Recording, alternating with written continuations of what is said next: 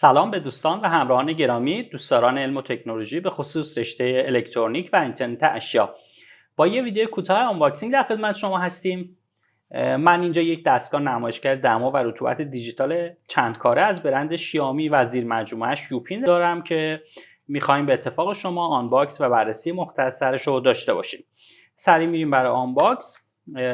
باکس رو که باز می‌کنیم، در واقع جعبه که باز می‌کنیم، اولین چیزی که چشممون می‌خوره خود دستگاه داخل یک کاوره و یه بروشور دو زبانه انگلیسی و چینی.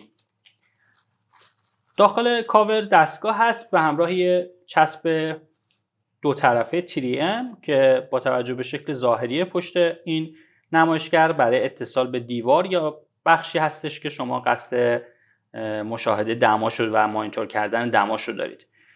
تو صفحه نمایش LCD تک رنگی این سه تا مؤلفه اصلی نمایش داده شده. قسمت بالا که یه مقدار بزرگتر هم هست دما رو داره نمایش میده، قسمت پایین راست رطوبت و در سمت چپ پایین با یه ایموجی سعی کرده شده که راحتی اون رطوبت و دما رو نشون بدن. ابعاد کلی این نمایشگر 4.3 در 4.3 هست و ضخامت 1.3. ابعاد صفحه نمایش LCD 1.5 اینچ هستش که خب صفحه قابل قبولی برای نمایشه و از دور هم نسبتاً خوب مشاهده میشه. کاور پشت دستگاه رو که میبینید ما یه قسمتی هستش برای باز کردن که با ناخن شما میتونید با یه فشار جزئی پشت دستگاه رو باز بکنید که احتمالاً برای نصب باتری باشه.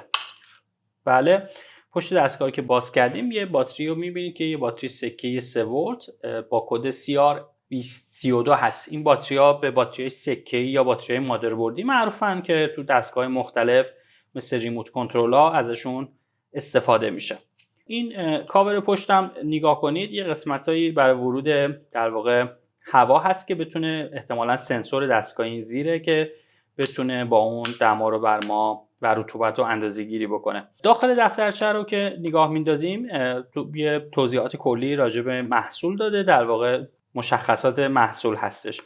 اینجا اومده که این دستگاه میتونه دمای بین منفی 10 درجه تا مثبت 70 درجه سانتیگراد رو نمایش بده. همینطور دقت این دستگاه مثبت منفی 1 درجه است. همینطور میتونه دامنه رطوبت 10% تا 99% رو نمایش بده که دقت و تولرانس رطوبت هم مثبت منفی 5% هستش. خودش اینجا اشاره کرده در واقع اون منبع تغذیه یا پاور ساپلایش یه دونه CR2032 و فانکشنایی مثل دما، رطوبت و میزان راحتی رو نمایش میده.